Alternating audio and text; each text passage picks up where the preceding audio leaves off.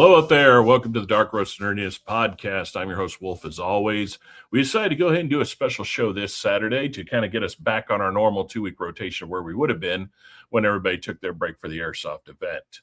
As you can see by the title, we made it to episode 30. Yay, we made it past the 25 curse, where most shows actually fail out, falter, and die. Is Funny dead or just offended? We're going to get into it. We got two of our members of the panel tonight. We're going to welcome in. We got the Magic 8 Ball joining us again, and we got, as always, Walrus.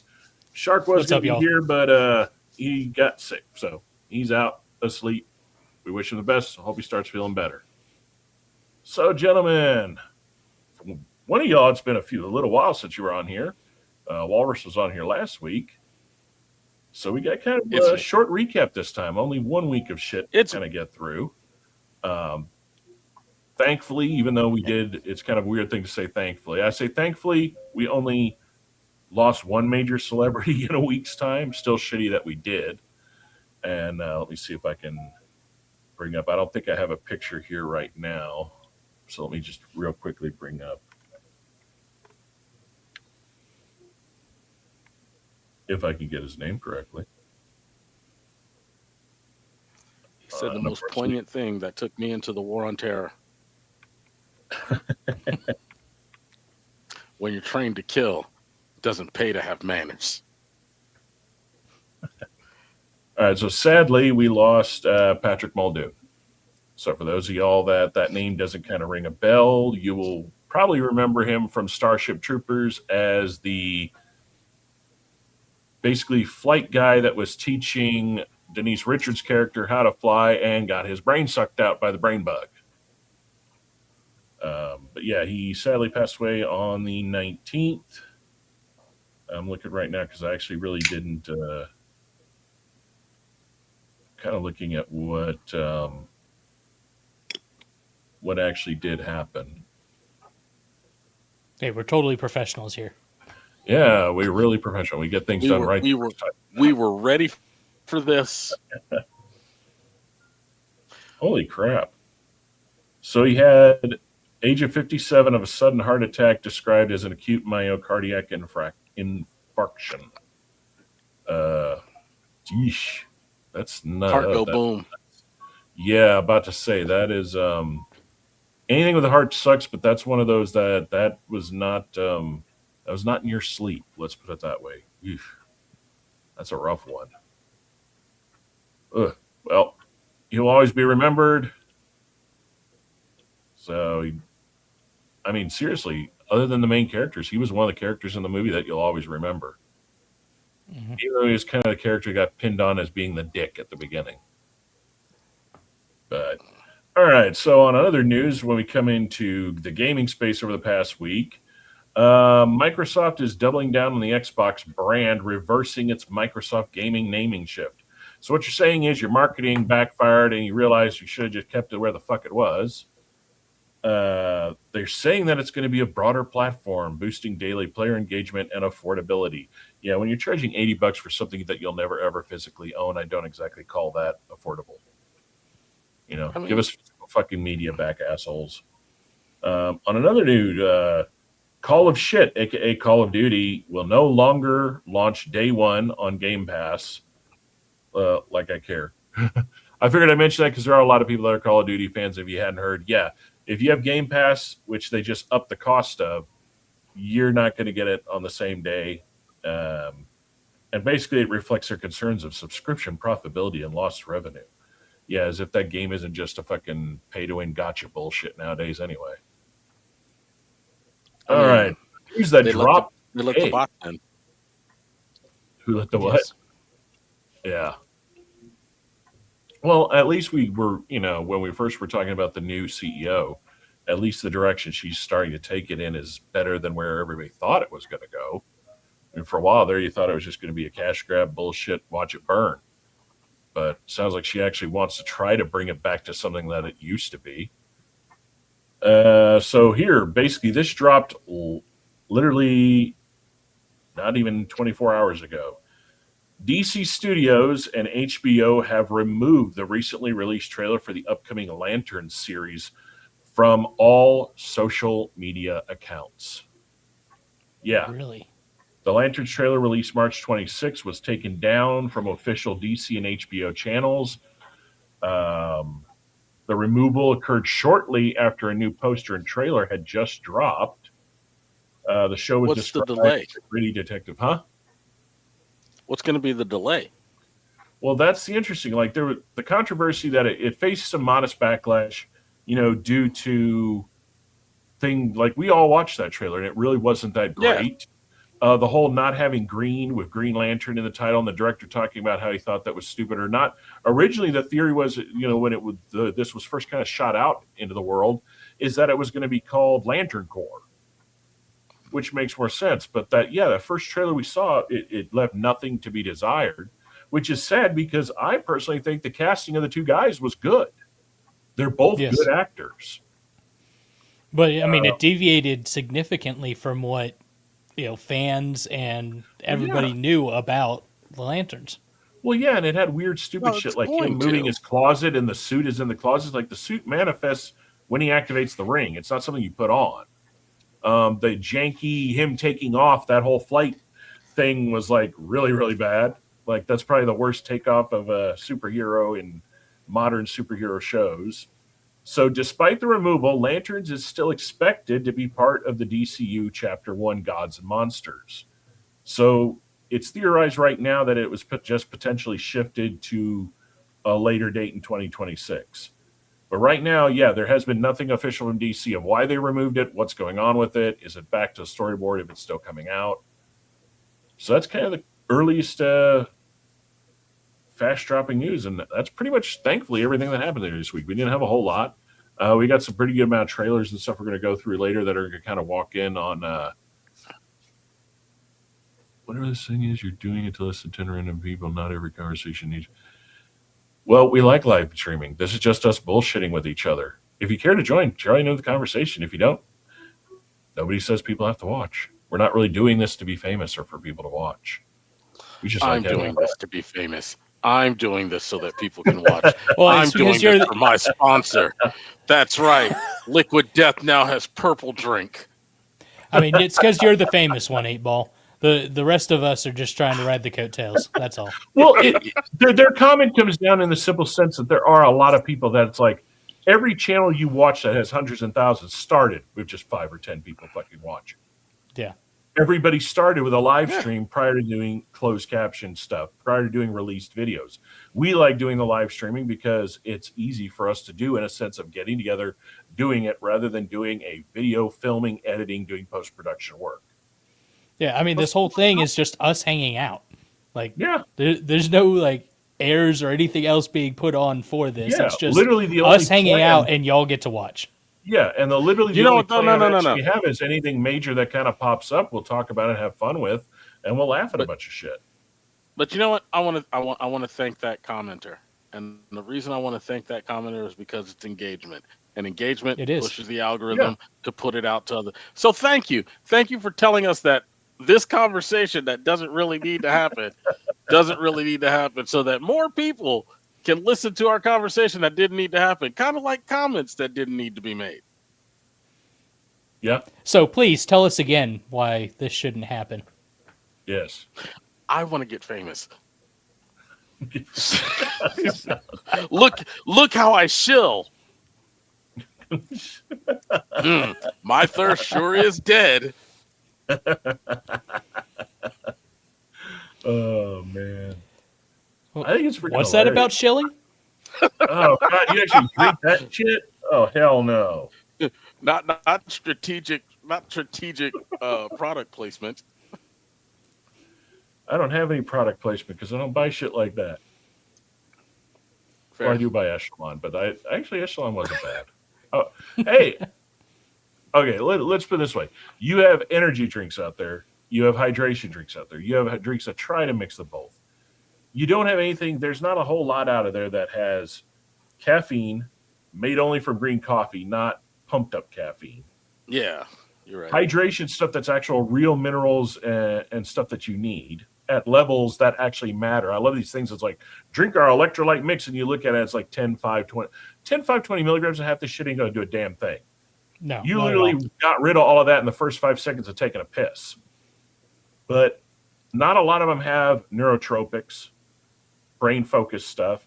Not a lot of them also have no dyes, no artificial flavors, and no fucking sugar. So they kind of hit it out of the park, and the flavors actually taste pretty goddamn decent for what they are. That reminds me, you talking about that? The one shot, the chewy, like, oh, they're almost like little candies wrapped like Starbursts. Oh, okay. But they're really good. I've got a bunch of them. They're tasty. They work. So with this, I got 4 grams as far as carbs go, and then I've got 4 grams total of sugar. I'm just saying, we can kick all these to the curb if Rip It wants to come in. It's like 20. First of all, we're at war. That's hilarious. That's the best thing. I mean, that's worthy of clipping right there. Rip It. Yeah, clip that. Come back. Robo 8-Ball. He'll be back. Robo 8-Ball and all. The only word that came through was cum. How do you do it? Or what? Yep. There you go. Now you're back to normal. Okay. I actually did that. I kicked the thing under my desk, and I was like, "Oh no!" So you pulled a shark. You kicked. Yeah. You almost nuked your own connection. Yeah. Oh man. Yeah. The second Right, I kicked it, I was like, second I kicked it, and I was like, "Shark me." Yeah. Is funny dead or just offended? We all kind of wanted to discuss. There's a ton of good comedy movies, or hopefully good comedy movies coming down the line right now. In fact, we've got a few new trailers that we're going to watch in a little bit that kind of are of some comedies. But it all poses one question that I kind of had, and we kind of talked about off to the side and wanted to do a show about, which is, can we get comedy movies and shows back to where comedy used to be? Or is it completely dead? Because if any of these movies bomb, that's going to kind of solidify that the old style of comedy isn't at the point where it can be done yet, or it's dead permanently. I mean, I'll argue that it died, or it was dying due to Adam Sandler, because he was just pushing out the same cookie cutter thing. He used to be funny on various things because it was new or we had nostalgia for it. But then he just kept trying to push the same shill. I disagree with that in the sense that hold on real quick, Abel. Adam Sandler's comedy always only catered to a specific crowd of Adam Sandler comedy lovers or people that were really, really fucking high all the time. It wasn't to the general comedy. It wasn't like, you want movies that hit comedy notes. You're talking things like The Hangover. Came out of nowhere. Nobody knew what the fuck it was. Or Tropic Thunder. It was so outlandish that it shouldn't have worked, but it was crude, it was funny, and people still quote it to this day. Adam Sandler, if you think about it, only has maybe 3 major characters from his movies that people can quote all the time.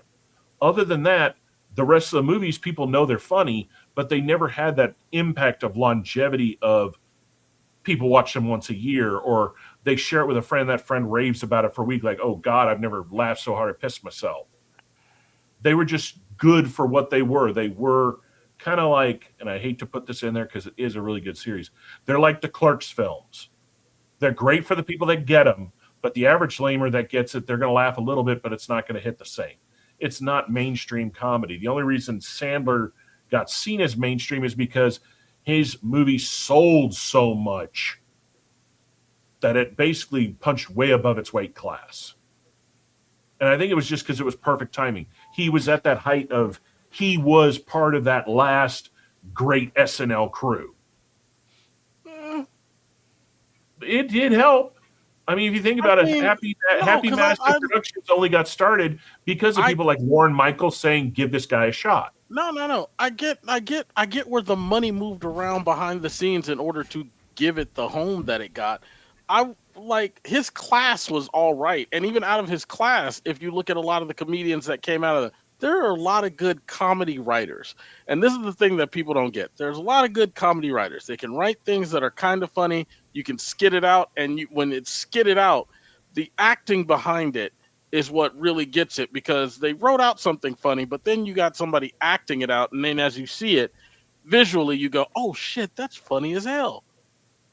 There are a lot of good comedy writers, and there were a lot of good comedy writers on that team, but there weren't a lot of good comedians on that team, because a lot of them would do stuff and it was kind of funny, but it's not repeatably funny.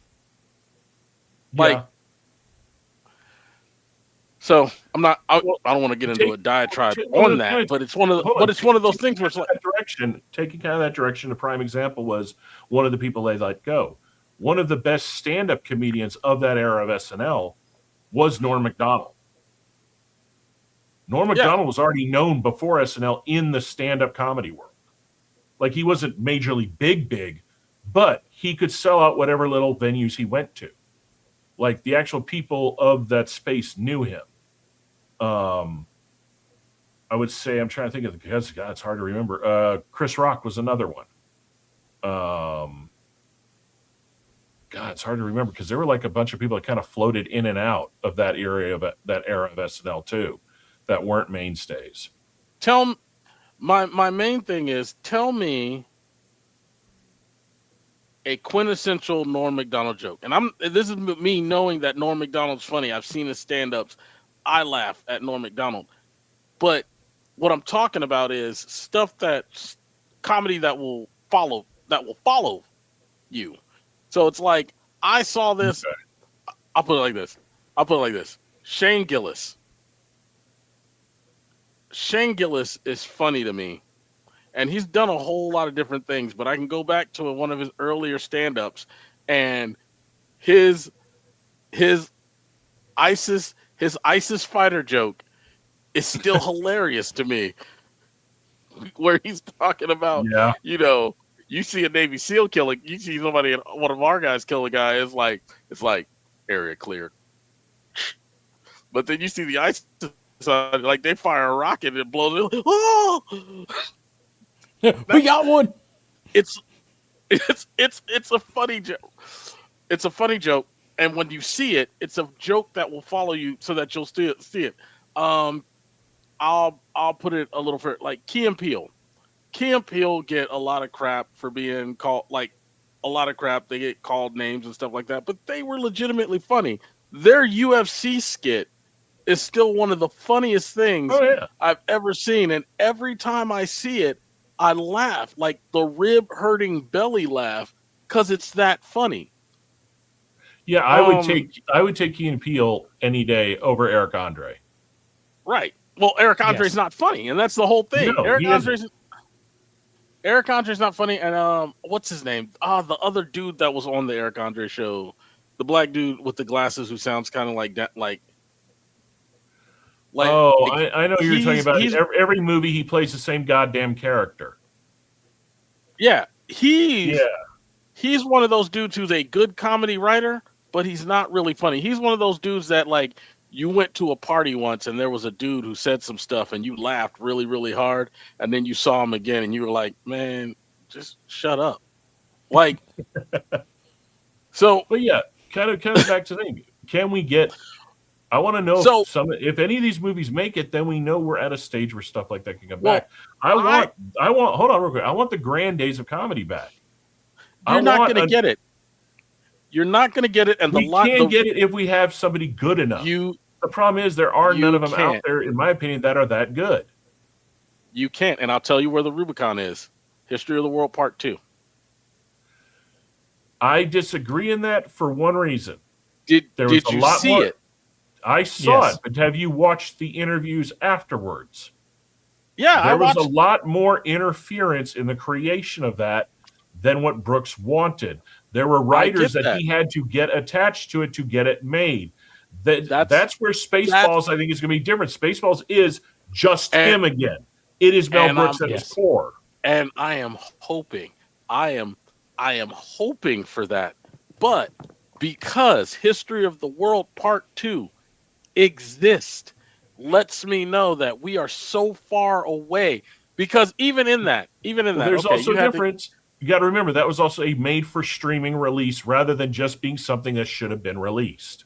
That changes it. That changes it because it changes it because think about everything that's been made for streaming versus things that are not made for streaming. What Matt Damon and Ben Affleck said on Rogan's podcast when they told him, if you are writing for a streaming service, they want you to change your writing for all your goddamn second screen watchers. So it changes the dynamic. It alters it. Rather than just writing for writing's sake of people that are actually watching what you're writing and not being distracted by, their fifth TikTok of some dumb shit that's rotting their brain. See, I would listen to that, but then I saw The Rip, and that was a really good fucking movie. I haven't seen that one yet. Yeah, I haven't either. Watch The Rip. It's Matt Damon and Ben Affleck writing a movie for Netflix. Watch it. It's a good-ass fucking movie. So it's a clip that moment, basically. Yeah. Sorry, ladies and gentlemen. We're working with shorts and we're testing things out right now. Shout out to the thousands of individuals that watched us do our shorts on Spaceballs. So I kind of don't. For those that really hated it, please let us know why you hated it. Why let them know? I don't respond to trolls. I don't even delete them. I just act like they are literally what they are, a fart in the wind. For a few seconds, you smell it, it annoys you, you wish it wasn't there, and then seconds later, it's like it never fucking happened. The only thing trolls look for is for somebody to give them a response. The truth is you need the hate. You need it. You can learn from it. You can learn from it. If they have something worthwhile to say, it's like, okay, yeah, I can see that. Like if somebody were right now going, the white light in 8Ball's camera shines directly off of his head and it interferes with my view and snow blinds me. Like I can get that. I can get with that and I can understand it and I'd be like, okay, maybe I can put a cover or something. But right now I don't have lighting, so I just have that. But I digress. Back to the comedy thing. It's one of the things that kind of bothers me about the way that we've gone, because you've got things like Scary Movie is coming back out with the original writers. Yeah. And I'm looking forward to that, but I know it's going to be a lot of is that just going to be nostalgia? Is that what it's all going to be? Right. Right. And I'm hoping it's not going to be that. That's a catch-22 in the sense that all of the scary movies work off of nostalgia. That's all they are is ripping. Right. It was a bad example, but still. No, okay. No. Because you can watch Scary Movie 1 and 2, still. Watch Scary Movie 1 and 2. And the references are there. It's funny, and it's actually done in a funny way. Watch any of the other scary movies, and with the 3 out of the other ones with the suck. 2 out of the 3 directors or whatever, they suck, and they suck because the minute the Wayans brothers were not a part of it was shit. Well, it's the same people that went in and did like Epic Movie and Meet the Spartans and all this other stuff. Horrible. It's like all those movies were literally fart. It was potty humor. It was humor for tards. They didn't understand. The Wayans are kind of tardish in their humor, but they're also got a lot of shit that. Well, if no, you're they not didn't. Smart in the know, you're not going to really get the reference that's in it. They didn't understand the satire with cultural reference. It was like they're like, "Oh, this was funny. We'll throw this in there," and it's like, it doesn't keep. Like there are things that are funny in the zeitgeist that happen, and in the moment it's hilarious, and then the moment passed and nobody thinks about it again, and then you bring it back up, and some people will be like, "Oh, I remember when that was funny," but then there are things that happen, and then life moves, and then somebody brings it back up, and you're like, "Oh my God, I remember when that happened. That was," and then the best part about that is life moves again. And then you come back to it, and it's still funny. And we haven't had comedy like that. And I'm hoping that we get again. I love Mel Brooks. I love Mel Brooks films. My entire racial identity is built off of Blazing Saddles, because I'm dead serious. My whole take on white supremacy, everything. I look at Blazing Saddles and I realize, hey, where there's a serious threat, there's still not that big a deal. But watching what happened, watching the neutering that was History of the World Part 2, and I suffered through it. Like I wanted to turn it off, and I said, no, I'm going to watch this whole thing, because when I go back and have to ever talk about it, I don't want anybody to be like, well, did you watch the whole thing? And be like, well, no, because I couldn't get through it because it just wasn't funny and it was stupid and it wasn't funny. And that was the worst part about it. I could have dealt with the basically the PC culture of it if it was still funny, but it wasn't funny. And I'm like, I know y'all did not attach Mel Brooks' names to this. Mel Bartholomew Brooks, you attached his name to this? And 8-Ball using his government name and everything. No, but he has a point, because it was not Mel Brooks. It wasn't. And the worst part was, that said, I don't think we're gonna see anything bad like that with Spaceballs, for the simple fact that you're not going to get all the original people back if the script sucked. You're sure as fuck not going to get Rick Moranis. I mean, that's all. Like, the man's done since he left after his wife's passing and left the industry, and I don't think he really intends to come back to the industry. I think this was I think this is a one and done. No, this is a favor. This is. I don't even think it's a favor. I think it's a finishing of a story, because if you think about it, that is the only thing he's ever done that left open for something else. Every other role he ever played really were finalized in a sense. Yeah. The only other character I can think of Rick Moranis ever playing that a second movie could have been made if they ever wanted to was My Blue Heaven, with him and Steve Martin.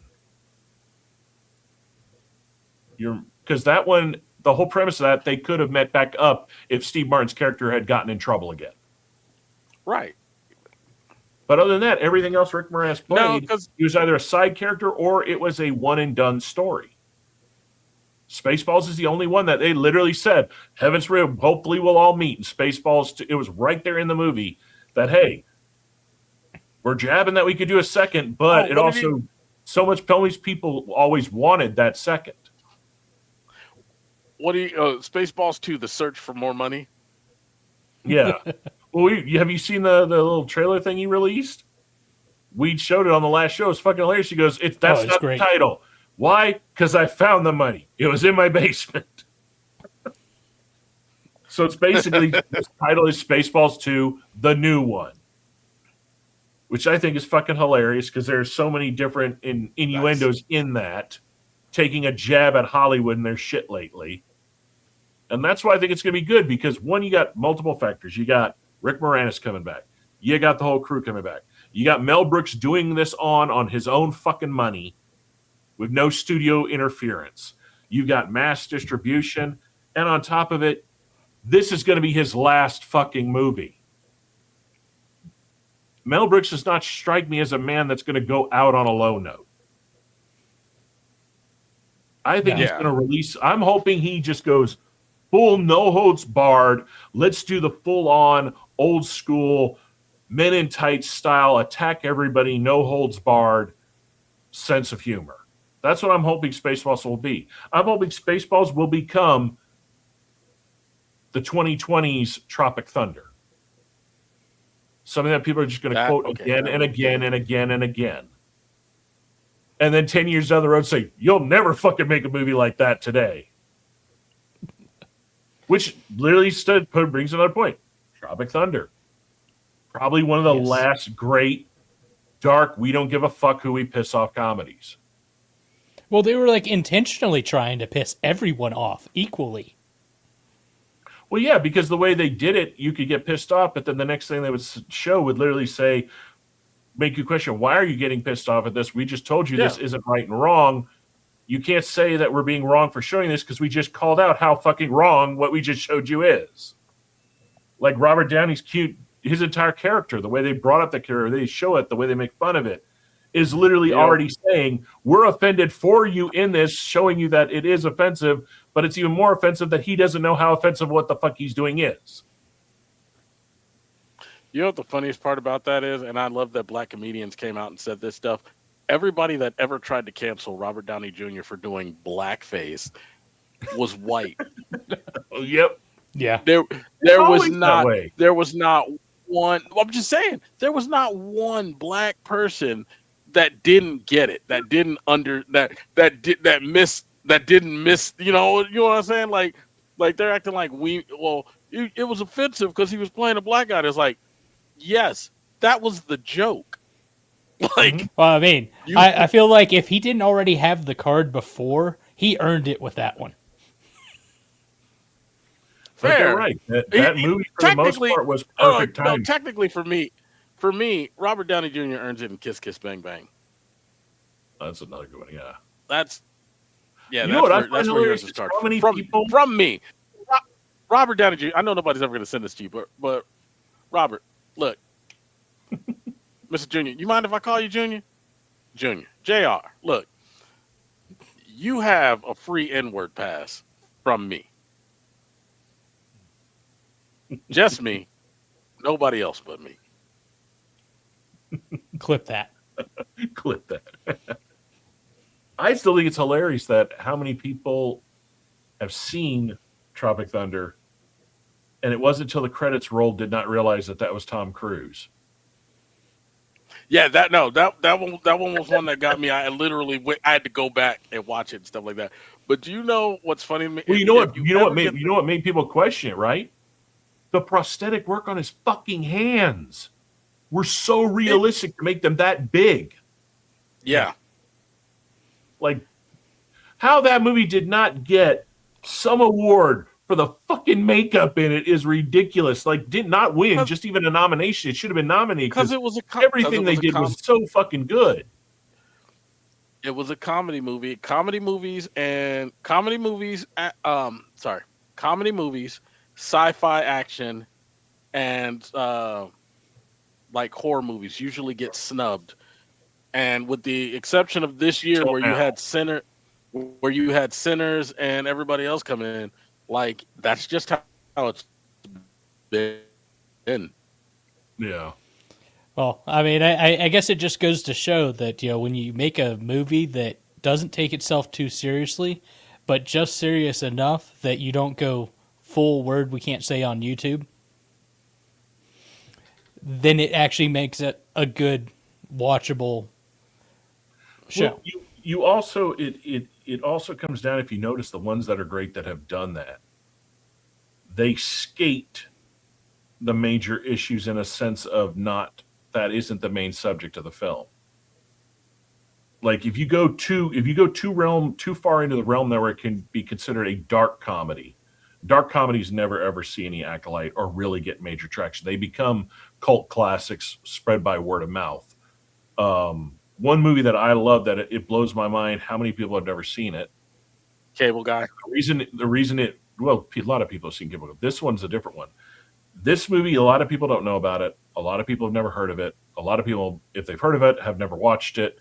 And it's because the premise of it was so damn dark that they didn't know how to market it. When theaters showed it, they didn't know where to put it or what to tell people it was. Is Death to Smoochie. Oh. I mean, you want to talk about heavy hitter, Danny DeVito, Robin Williams, Edward Norton. Yeah. I mean, that was an amazing. And it was a good-ass movie, too. Fucking movie. I mean, I've never seen any movie literally even take that idea or retry to do that idea of showing kids television network, like kids' day shows, as being that sadistically dark and fucked up behind the scenes. Well, until the Nickelodeon's behind the tour thing. Well, we're not talking about documentaries.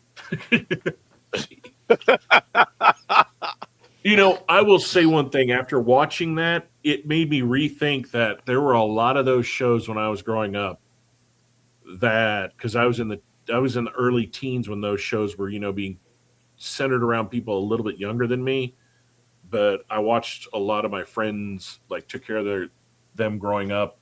So you're kind of forced to watch some of those shows, or visiting friends who had kids and their kids were watching those damn shows.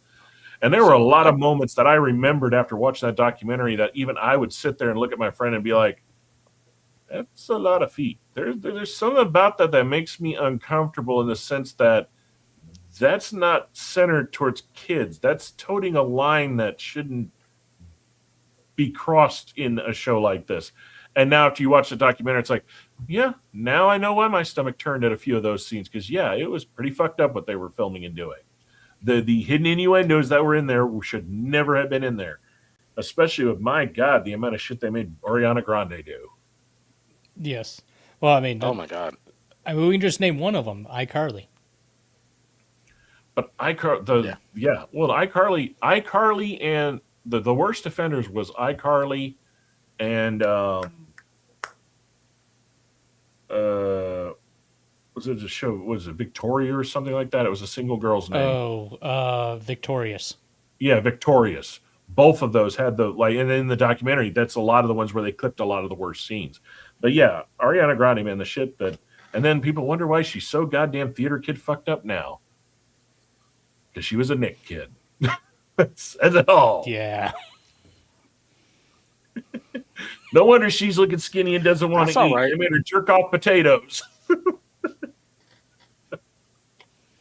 I think she's auditioning for Jack Skellington.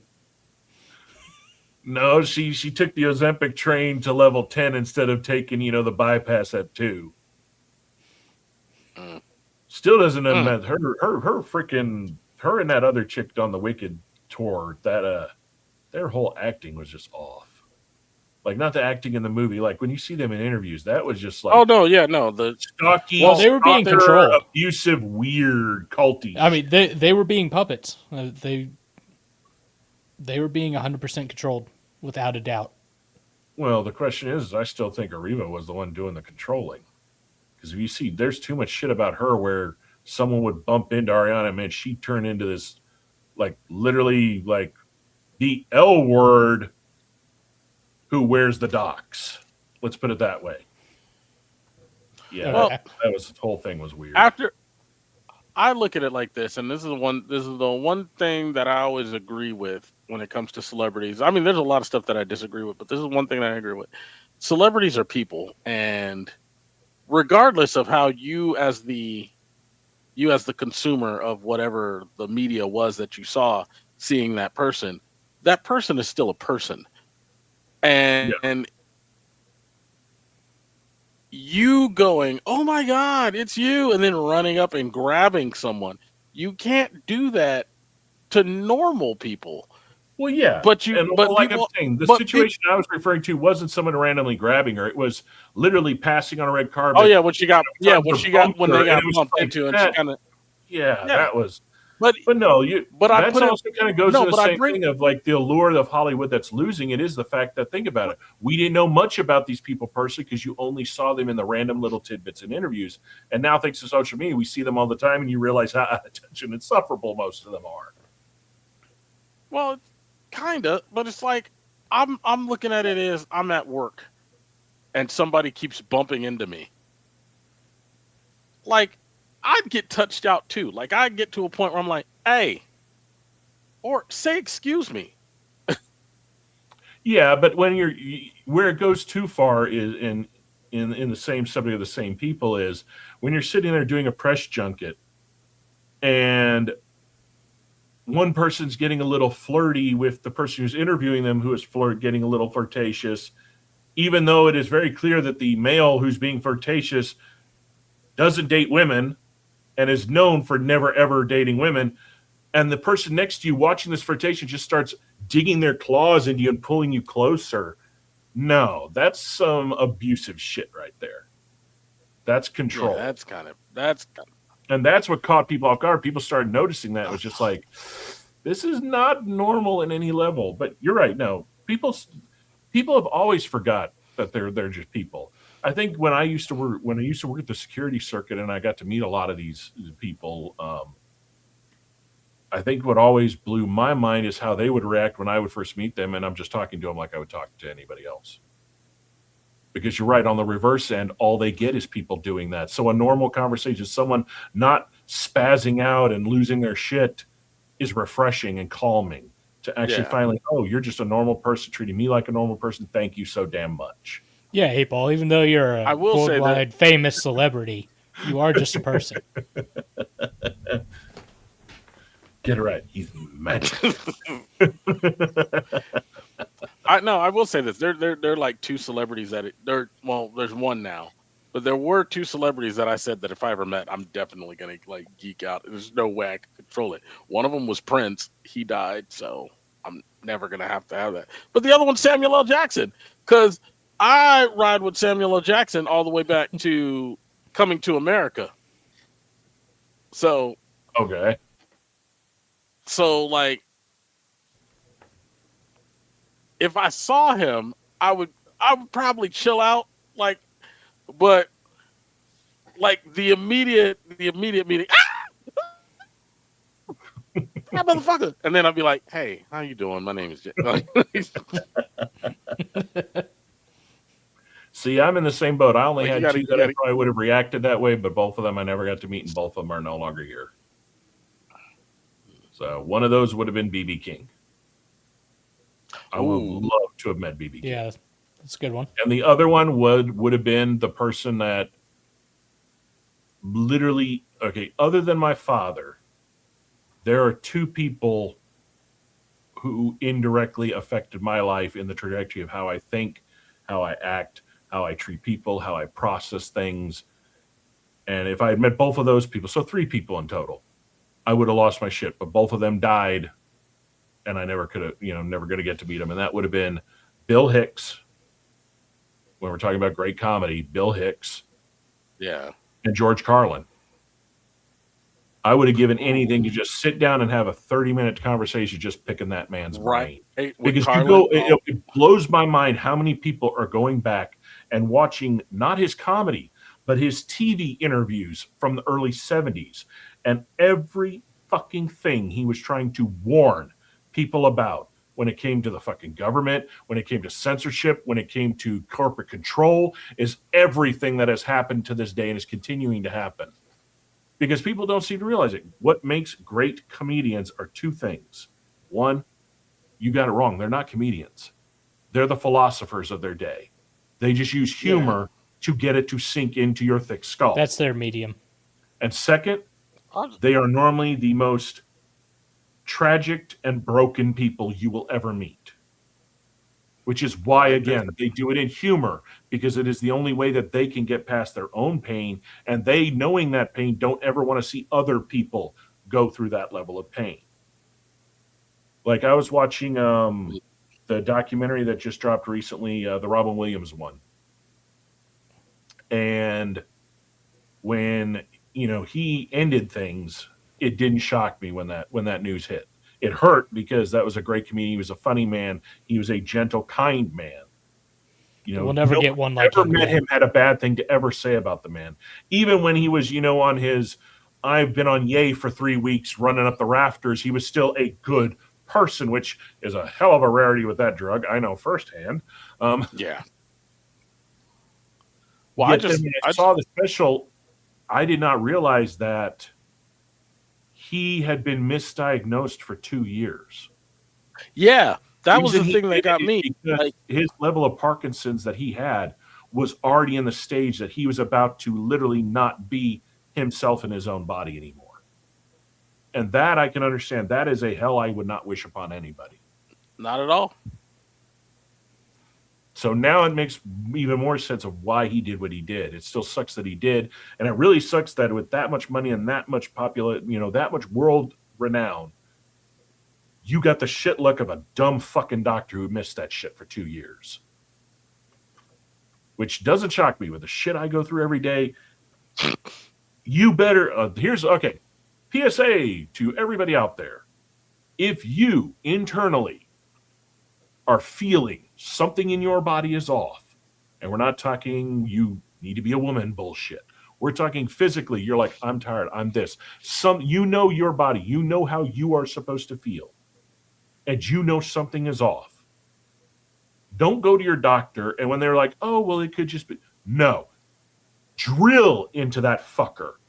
Something is not fucking right. Yep. Run Stop more it. goddamn Get some help. tests.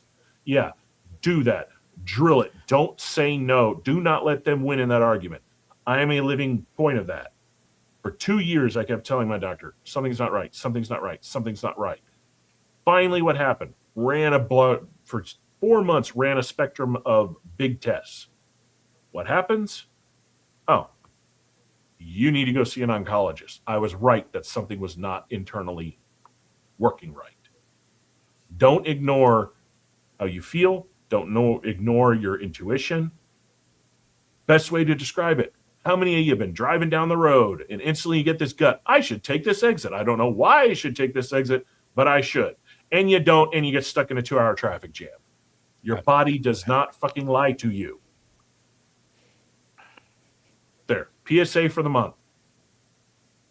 Just because your doctor's good, if you feel something, doesn't mean you always got to take the yes from them of that.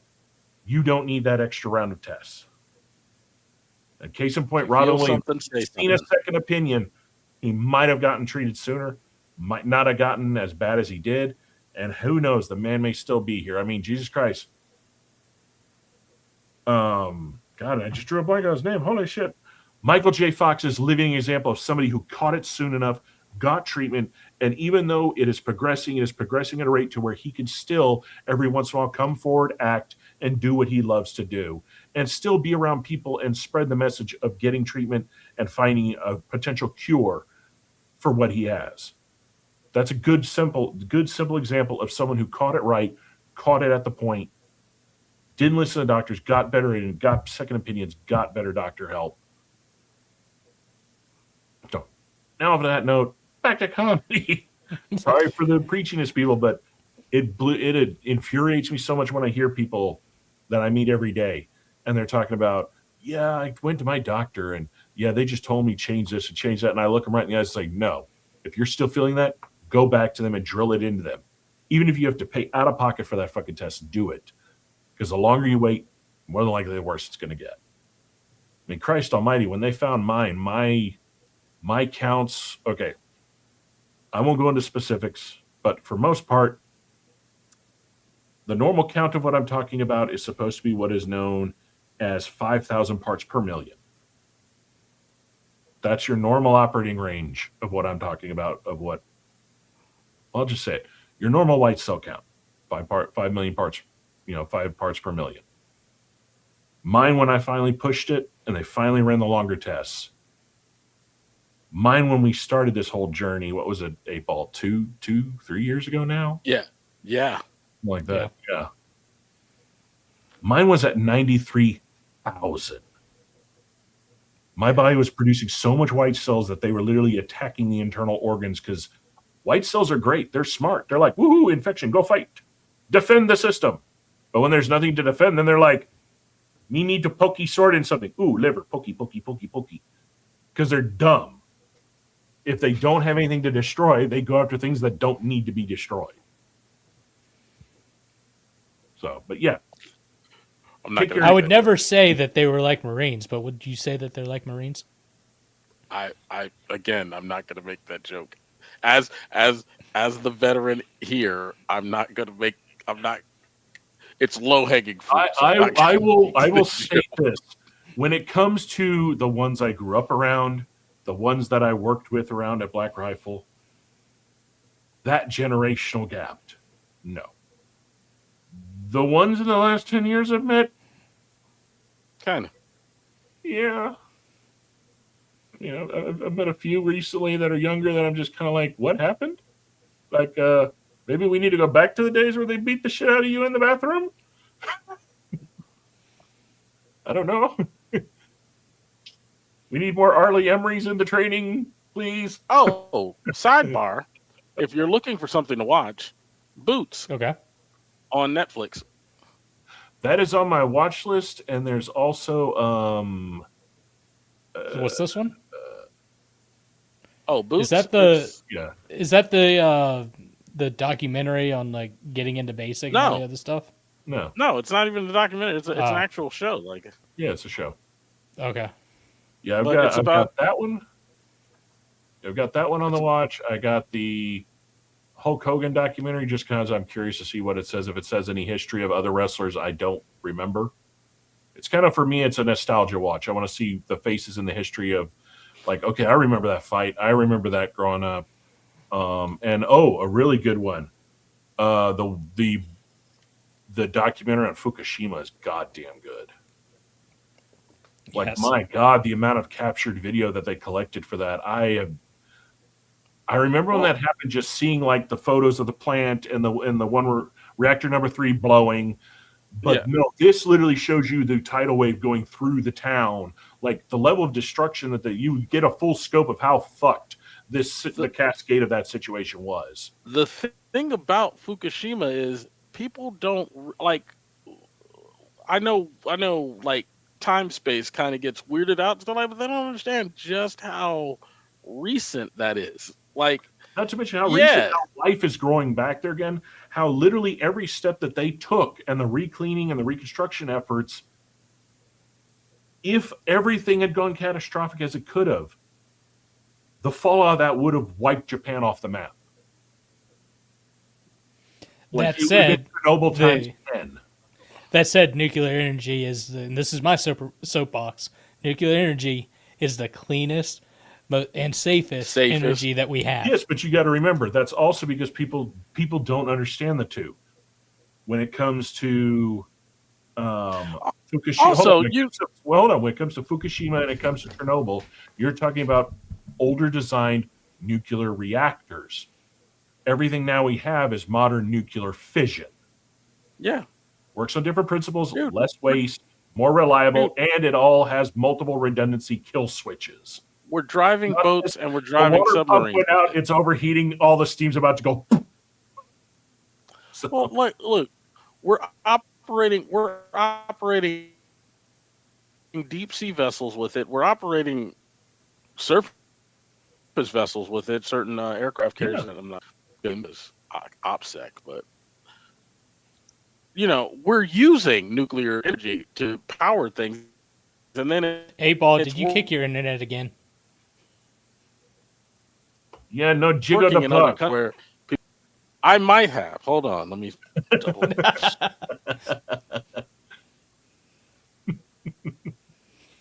Can you see me now? Well, that's a trick question. We can. You're just not moving. You're not moving. Now you're moving. Better. Yeah. Yes. There we are. Oh, okay. It's like me. I gotta get a better chair. Anyway, this chair fucking sucks. Anyway, hold on, everybody out there. And to the joke, don't ever buy this piece of shit. Sponsored by Secret Lab. Oh hell no! I'm sitting in a nice. I'm sitting in the nice kitchenette dining room standard chair. This thing sucks. I want to sit in that one, but I need to move everything in order for me to be able to sit in that one. I'm thinking about turning the recliner back into my this one chair, just because.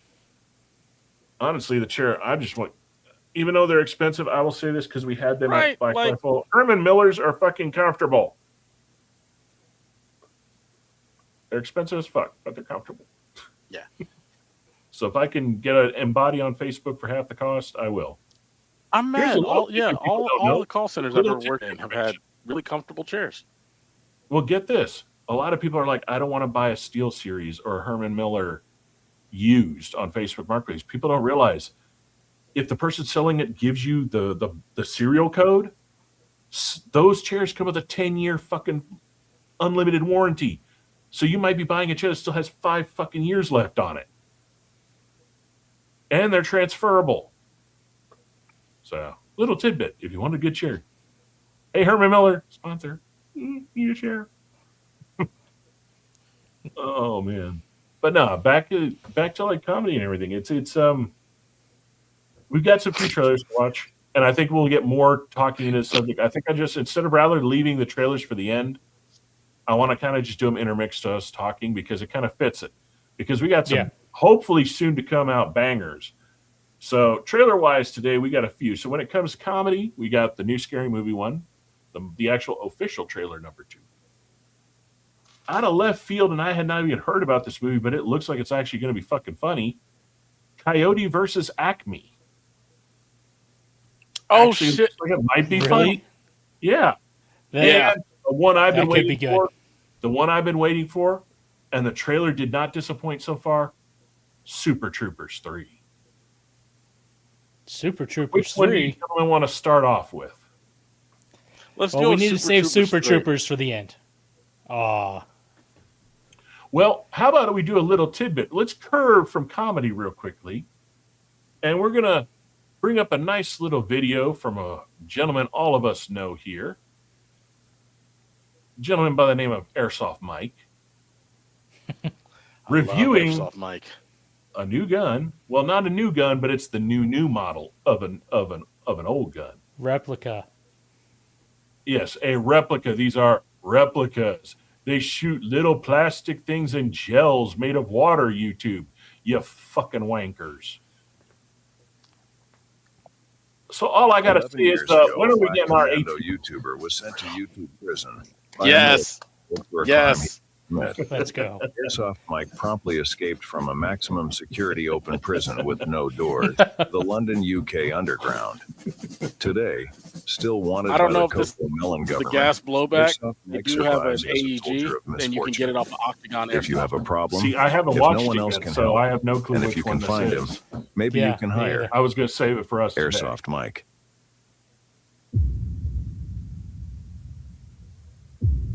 All I got to say is it's a 1-to-1. It's perfect.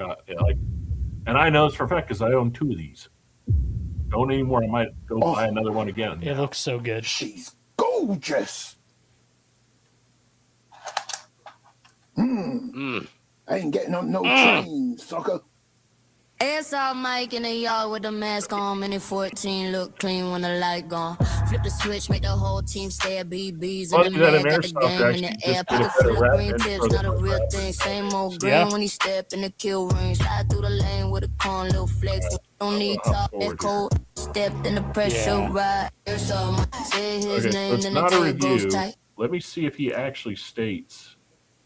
Now, he left this one simple, so I'm not too sure if this is the AG or If it's the gas. I don't know. I want two. All I know is you can. All I know is if they're like 270 something on Octagon, and you can get that. You can get the chromed out A-Team one, or you can get it in regular black. Yeah. Or if you want to spend a little bit more, So want to go with the GBBR, you can order it from Swit Airsoft, Yeah. and they've already installed all the raw tech internals if there are any. yeah, I mean, case in point, the only thing I've never had to rebuild is the CZ pistol they built with all the upgraded internals. And that thing literally shoots it under a joule, yet hurts like it's 4 joules. Because there's just no drop off on them. They just fly and keep going. Ask Shark. He had several whelps on a game we played against each other one time with that thing, and I would hit him from across the field we were on, and even he was like, "God damn, that thing hurts." But yeah, figured I'd play that video. I'm down to get an A-Team thing going. Yeah. I don't know. We need I one of already each. called mad. We need the AEG and we need the gas blowback one. We need both. Yeah, because there are times Fair. where sometimes the GB ain't going to work. It's just the life. I am not wanting to play you, So- goddammit. I'm just trying to get to the thing. So I want to do at least one full gas blowback build, but I keep pricing it out, and it's like I can't justify spending that much money on airsoft. Well, I mean, you had the and granted, no, You're no, just spending granted, more on the I'm- damn mags than you will most of the time the weapon itself. that's my issue. It's mainly the mags because I'm like I'm old, and then when you go into the airsoft space, I'm really old. I'm old. I was introduced to airsoft at a time when it wasn't this ubiquitous thing that was around and laws were passed on it or anything like that. I'm old. And so when I say that, I say this. I was there in the trenches when you used to get the psst from every gas mag that you ever got. and nobody knew how to fix them. So you would just have to replace them. And gas magazines cost a lot of money. And then they came out with CO2 mags. And again, I'm old. I was there when they didn't have the regulators on them. So it's like full CO2 gas mag held the gas just fine. Damn near killed you because there was no regulation on how much gas went out with the trigger pulls, right? The good old click, clack. Yeah. And the hammer flies back, half the gun blows apart, and it's just a stream of air coming out the ass end. I was there. And you get the nice little freezer burn all around here. I was there. I lived it. Then you're just throwing the replica at people. Right. Right. You're Davy Crockett at the Alamo. But my point is, after watching everything that's been done as far as airsoft goes, I'm still one of those people who, other than HPA, I'm like, the only real reliable gas system to me are CO2, because I know how much gas is in there. I put the 13 gram cylinder in there. It filled up. I know I'm gonna get 2 magazines to 3 magazines before I'm out. 2.5 if I'm doing the sustained gunfire because of cooldown. I already know that. Even though I know they've gone from NS2 to NS3 to new gen as far as just green gas goes, I can't do it. I can't trust it, so I'm not gonna buy 10 green gas magazines. But I do need to buy 10 CO2 magazines. And as I'm looking at buying 10 CO2 magazines, I'm looking at 5 different guns I could have got for the same price I'm paying for all of these CO2 magazines. And then that's before the gun. Yeah. And out of every one of those magazines, whether it be green gas or CO2, my experience, the only ones I've never had massive failures or issues with is the original Glock Maruis. All the other ones I've had issues with. That's the one thing I'm glad is that my Shadow actually takes the Glock Marui styles, because every other one that I have that takes its own type always had freaking issues with them. See, and that's how I learned from my elders here in the show. I just didn't do gas blowback. I went to HBA because I was smart. Let me see. Let's go with my problem with HPA is the hose. And now that I can do the full stock and the one-piece gun with HPA, I want to do that. But I'm thinking I've decided on which gun I want to do it with, but I have to buy an EBR that has the M4 stock on it. I have an EBR that doesn't. I'm gonna basically turn that into a battle rifle. I'm gonna get the one with the M4 stock on it, put on the CO2 M4 stock, drop in a I don't know which engine I'm going to drop into it yet, but I'm going to drop an engine in it, and I'm going to use that as a DMR. Wait a minute, which gun? 8-Ball, which gun? Did you kick the internet again? I don't know. 8-Ball, did you kick the internet again? All right, let's give him a second or two. No. Okay. This is my computer just being shit now. Okay. Which gun? Yeah, no, this is my computer. Oh, I said the EBR. Oh, the M14. I want to get an EBR, but I have an EBR. So the only engine that M14 EBR, I have one. Yeah. Okay, yeah, the only company that still makes an engine for it that works is the Wolverine Hydra. Okay. Which works because I don't mind dropping the money for Wolverine. Wolverine. Is an in-tank system. So, all right. So we got. Let's see. Yeah, let's do Coyote versus Acme. You ready? Ready. All right.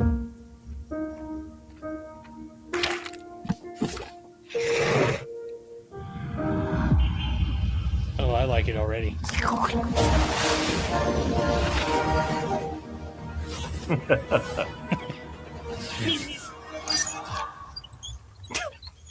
Perfect.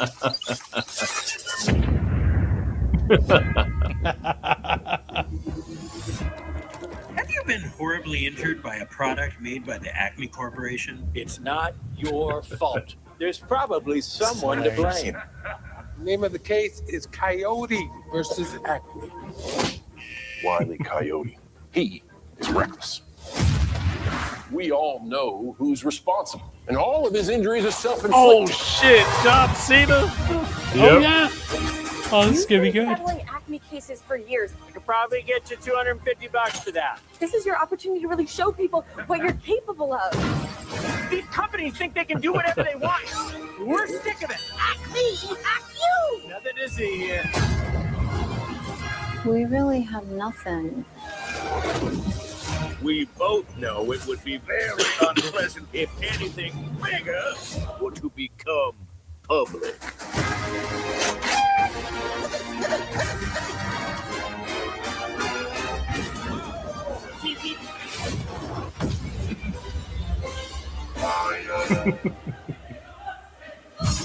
So, what is up, Doc? The Acme Corporation is releasing this film for accounting purposes only. We do not condone any of the storylines depicted. Wow, and it's soon. I love that ending. Yeah. So that actually, Okay, so good. we have the rating scale now. Right? Yeah. Let me bring that up here. Yes. Okay. Yeah, I mean, we're definitely seeing that. I mean, that we all agree. I mean, this is the new Looney Tunes back in action, but better. So yeah, we created a rating system, and okay, so yeah, that is definitely a perfect shot of espresso. Yeah, perfect shot of espresso all day. Yeah, I think that to me, as good as that looked as flawless as if you were watching like Who Framed Roger Rabbit. This reminds me of Looney Tunes back in action, and I love that movie. Brendan Fraser. It was awesome. I mean, there was some uncanny bits to it, but I mean, that was early 2000s. They were doing their best. This looks fantastic. Speaking I can't of wait. a twistedly dark comedy that toted almost erotic, that has the same vibes as that movie because it's cartoon meets real world. Cool World. Cool. Yeah. That was a movie that was I can't believe that came out when it came out because of just the shit that's in it. But now, yeah, that looks good. So definitely got to keep an eye out for more. What was it? Monkey Bones? Yeah, Brendan Fraser, Monkey Bone. Yep. That was actually loosely based off of, I think Monkey Bone started out, if I'm not mistaken, as a comic that you could only get at head shops. It was an underground comic. Kind of like the Max and all of those at that time. They're all weird fucking underground comics. All right, so first comedy one, other than Acme, let me see here. Let's see, where should we go? I don't want to do all the comedies together. So we're going to hop into a non-comedy trailer that I know all of us are looking forward to. Season 4 of The Legend of Vox Machina. Since the day you first called me, I have been preparing you for what now begins. Everyone is in danger. Let me guess. A vague portent of doom with little to no explanation. This realm is built on false gods. The old ways must die. Who the are these people? The usual. Death cultists, supernatural villains. I just love the damn animation style on this. I mean, it's perfect. Yeah. And whoever they got to do Scanlan does it perfectly. Well, all of them. It's because they created these characters in their D&D campaign. Yeah. When they can't, you kick.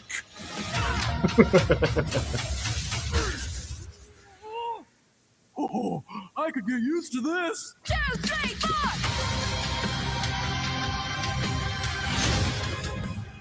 Yeah, this is looking good. Out far longer than we knew. Maybe it's a complete and utter coincidence. We're not lucky enough for that. You cannot protect them all. We're Vox Machina, and we don't run. It's time to up.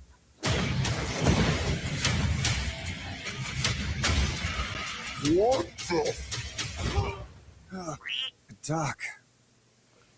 In the span of 24 hours, you've caused unfathomable amounts of property damage and confronted a lifetime of internalized parental issues. Welcome to Vox Machina.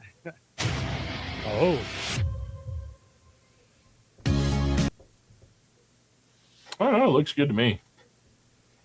Every season has been really good. It really has. So was the Mighty Nine. I like the Mighty Nine too. Is that one also on Amazon? Yeah. Drop PTO and just during season 2.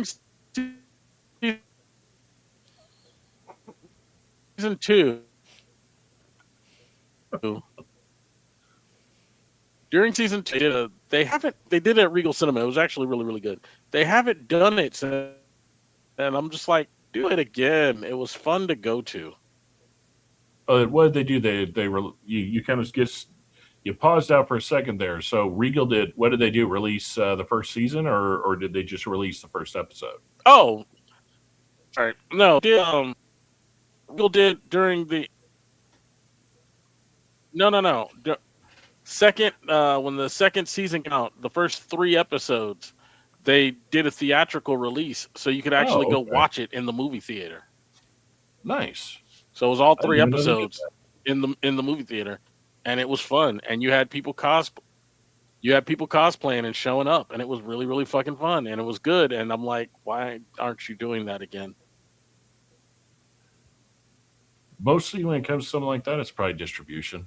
So that's when they kind of take a break and don't do shit like that. Yeah, what happened to people, cosplaying and going to the theaters anymore? Like, it used to be such a big thing. Who knows? They all that kind of went in the mainstay. So taking my little break from the trailers, we got a little bit. Let me see here. I'm so lost today. Let's laugh a little bit at just stuff to laugh at. I don't have very many today. I think I only found 3.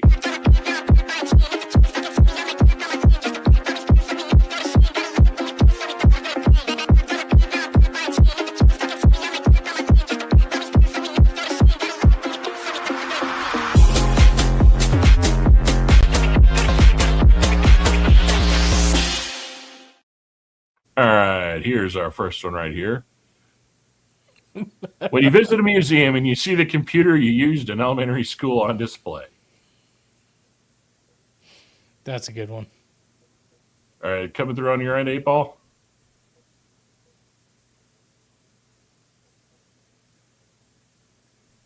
You there?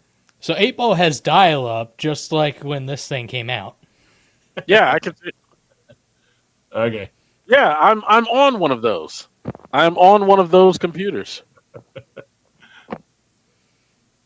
All right. I think I gave him. Still trying to figure out the time when I do these before I make the video move. All right, can y'all hear me now? Yeah, we can hear you. Can you hear me now?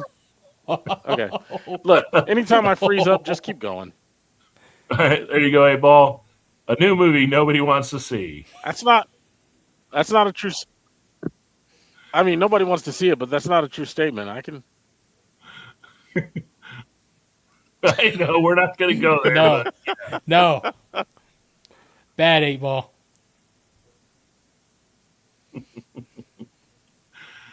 Stop sprinkling. I'm just saying it's not a true statement. You're smelling like Victoria's seafood. Ugh. Ugh. That's the only one. I think. But yes, it's funny how sometimes my feed will show. I'll have shit that I'm having to dig through of which ones do I want to show, which ones don't want to show. I can save these for the next show. No, when we're only doing this once every week, I got those 3, and that was it. The rest of them were just dog shit. Except for we can't use my algorithm. That wouldn't be allowed. I did get one that was pretty good. I just didn't have time to show it up here. So it said, so this was from basically a far right thing, go figure. But I thought it was pretty fucking hilarious. It says, Hey, morons. They were not illegal strikes on Iran. They were undocumented, so it's fine. The missiles self-identify as care packages. Wow. Well, first of all, that's pretty funny. We're in an active conflict with Iran, so it's not that the missile strikes are illegal. It's I don't want to get into it because I'm torn between military pride. I'm torn between my Saiyan pride and, also being a terrible person. So, all right. Well, rather than jump into the next comedy one, we got this one. Oh. Uno mas, thanks, Ed. Seem a little down, Johnny. Dude, the more they show this in Street Fighter, both are looking better. Yeah. And we were worried. We didn't know if this was going to pan out or not. No, this right here, this trailer low is just showing it's going to be a fight, and fight, and fight.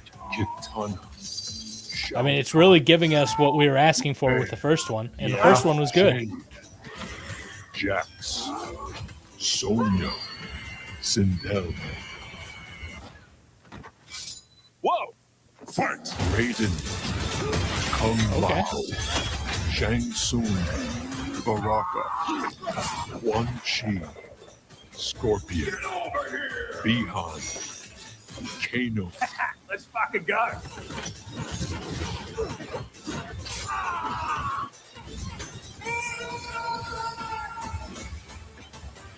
I mean, the visuals are going to be awesome alone. Combat 2, May 8. Get tickets now. Experience it in IMAX. Rated R. It's just around the corner, too. Is this another espresso shot? The perfect espresso? It's funny. I would say that this was mediocre latte when we saw the first one. But no, I think we're at espresso shot now. I think this one's worth seeing. Even if it's just fight after fight and there really isn't a great story, the fighting it looks too damn good. And the sheer lineup, you can tell that they're hopefully going to lean hard into the mythology, because some of those characters only pop in the games when you start understanding the underlying lore of everything going on in the background. Like especially Quan Chi and Bihan.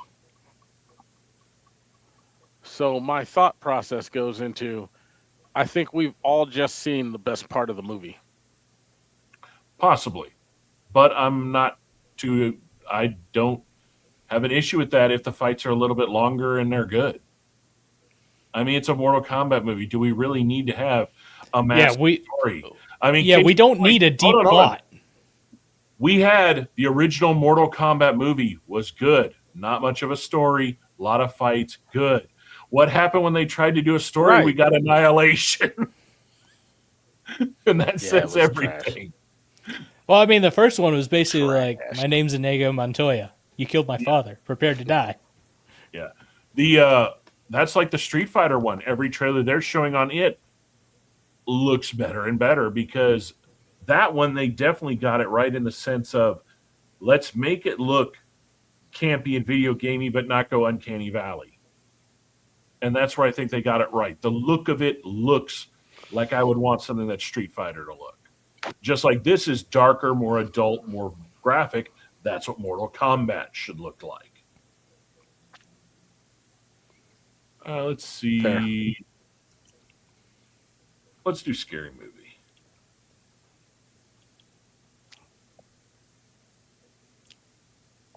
All right, this one was the most recent one that dropped. Come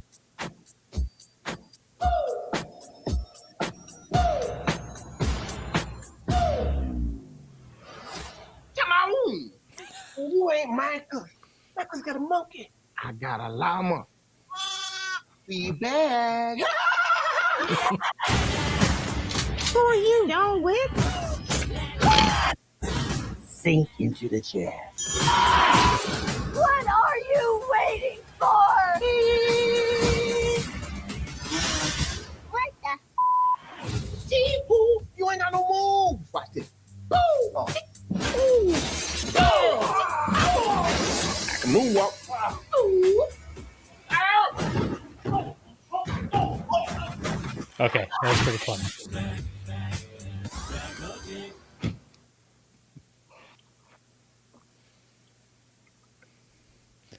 What's that? What's that fourth tier? You know, it's like, hey, I want to go see it. I'm Strong hopeful Cold for Brew. it. Yeah, Yeah, this is still kind of in that. I feel like there is a possibility we have through the 2 or 3 trailers we've seen that we may be seeing a bunch of the best parts of this. Not all of them, because, Maybe yes, but I think there's a chunk that we've been seeing. Even the original first 2 scary movies, the trailers leading up to it, you thought that, and then you went to the movie and realized they really and then you got the actual story. What the best shit was. Then again, I've never been a huge scary movie fan. I mean, I enjoyed them for what they were, but I'm not like a huge cult following on it. Yeah, like Apal was saying, it's true. The first 2 are worth watching. The ones after the Wayans brothers left, after they were not in control of it, it wasn't worth it. It was done by the same people that were turning out every type of make fun of a parody slop piece of shit film that were never fucking funny, that were all straight to DVD. Well, hell, back in then, it was straight to VHS releases at Blockbuster. Well, okay, so the difference was they would take something. They would take something from pop culture, and they would allude to it to make the joke about it. Then what the other directors were seeing were, we'll just throw anything in there from the pop culture, and instead of it being an alluded to joke to make fun that fits into the movie, we'll just shoehorn it in here, and the people will think it's funny because it's a joke. And it's like, that's not how comedy works. Yeah, and Scary Movie, when the first 2 happened, was literally a parody in and of itself of every black exploitation horror film and every normal major produced horror film at its day, with little bit of twists of basically the Wayans making fun of themselves of their other projects. So it was this whole ecosystem of the Wayans brothers. The other movies, like the one, what was it, where they were making fun of the 300, you'd have this whole thing about 300, and all of a sudden in the pit they're kicking Milli Vanilli and a bunch of, it was trying to lump in everything with just that underlying, and that's why it never worked. It had no world building to it. It was just slop after crap after crap after. It was literally basically TikTok previous to TikTok. I'll keep it straight with I'll keep it with the scary movies, right? Okay, so the scary movies were coming out, right? The ones that the Wayans brothers didn't have anything attached to it, right? They made fun of 8 Mile. They wanted to make fun of 8 Mile, so they had the white dude rap, say the N-word, get thrown out of the club. Yeah, it was stupid, and it was stupid. It was a stupid shoehorned in joke. Okay, cool. Then they were making fun of 6 Sense, so they had the little kid walking around telling all the people about their kids and stuff like that, looking like a fucking weirdo. And if you watch the movie, he didn't do that. So it didn't make, I mean, it's a joke about the 6 Sense, but it all ultimately doesn't make any fucking sense. You're just saying 6 Sense. Here, this is me. Making fun of M. Night Shyamalan Signs. So the dude goes down to see his wife in, like, crushed into the tree and stuff like that, and then you want to go, okay, well, we'll go ahead and throw in the sex jokes. So you won't remarry without me, right? Ooh, I can't hear that. What? Yeah, no, it had no had no cohesion to it. It was just randomness thrown into shit that didn't mean anything to itself. Right. It was just random. It was. Not to mention, none of those. Hold on, Roger. Sorry. None of those movies had any type of actual story plot to the movies themselves, where scary movies actually had an underlying story arc that carried over. The first and second scary movies, it was a cohesive movie, and then they just had jokes there. Yeah. And now you're paused again. At this point, the internet's just trying to silence me. Yes. All right. Can you still hear me, though? Yeah. All right. No, I can hear it. Yeah. We're going to hop to the next one. Right, This cool. is kind of a curveball. This one dropped 2 days ago, and it is the first official teaser for Clayface. So Clayface being the Batman villain. I saw that, yeah.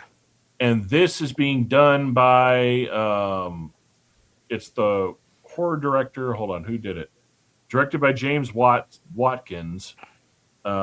Here's the thing that kind of interests me when I read more into this, when I started like looking more into this movie. So we already knew it was going to be a horror. We already knew it was going to be rated R. We already knew it was being worked on by Watkins and the same team that did the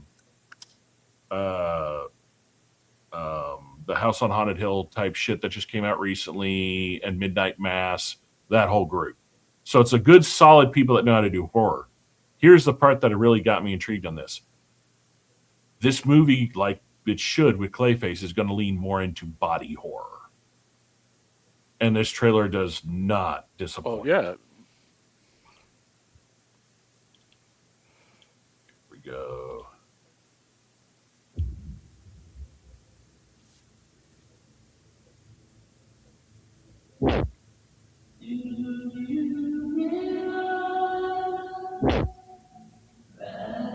You can tell just by this, they're already going in. I hope they're really staying true to his character in the comics, because he was one of those that actually ended up being kind of a tragic villain. Because he was an actor at the head of his game, and then doing an accident got his face horribly fucked. Yeah, I don't know really anything of the backstory of Clayface. So, pause it real quick. His story is he's an actor. He's like one of the best actors that, was from Gotham. He's, like the Brad Pitt of his day. And I can't remember if it's an accident or he gets attacked, but his face gets completely fucked up. And it's like mangled to the point where he's a monster. Like he doesn't go out in public anymore. He comes across someone who has this cream. And by putting on the cream, he can alter and make his face come back to what it was. All right. And as it progresses, what they want for the cream, the price keeps becoming more. They want him to do more things, pay more things. Yeah, the first one's free. And he eventually finally says, in a sense, fuck you. And this to all those out there, if you're going to correct me, this is the Clayface I remember. They may have changed it in certain comics. Maybe the 59 storyline changed it. This is the one I remember. So we're talking back from the 90s. He ends up getting into a fight with the guy or something, and he ends up falling into the vat of this shit and absorbs all of it. Oh. And ends up to where he can eventually, basically, he becomes this huge golem of moving clay. So he just turned into the Pokemon muck. All right. Yeah, he can basically, but at the same time, he can now, like Mystique style, morph into anyone. He can actually morph his parts of his body into weapons. Still made out of clay. But so think about a golem that's a mimic. Okay. But at the same time, horrifying. He does that, he starts forgetting who he originally was, what he originally looked like, and his mind fractures because of it. And eventually he just goes full tilt, fuck the world, and that's when he pretty much gets in the crosshairs of Batman, and his story that starts out as revenge, trying to find redemption, turns into a total nightmare, and he just basically becomes the monster that he looks like.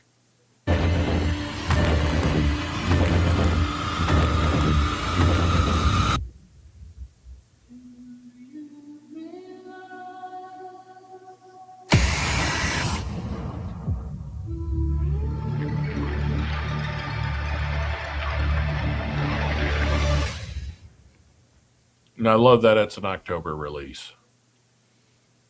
Yeah, I mean, I honestly don't know what to think of it since, I don't know the background really, other than what you just told me.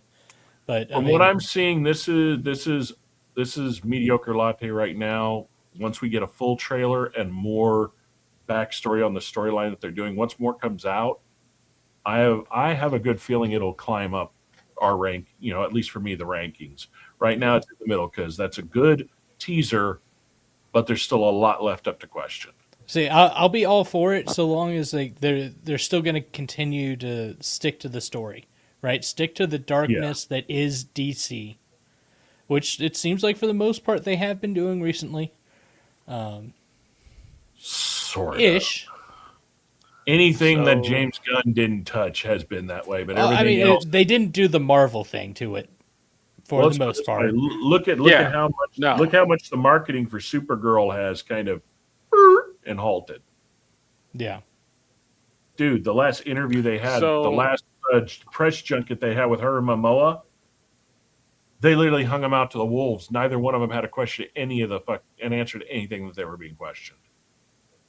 That shows either someone who's ever running their marketing sucks, or they have slowly lost all faith in it being as big as they were hoping it was going to be, and now they're just running through the paces, get it released, and if it sucks, we can write it off. Yeah. Sadly. That's what it's looking like. We've been in here with this, and the press correspondence dinner has been going on, and apparently shots were fired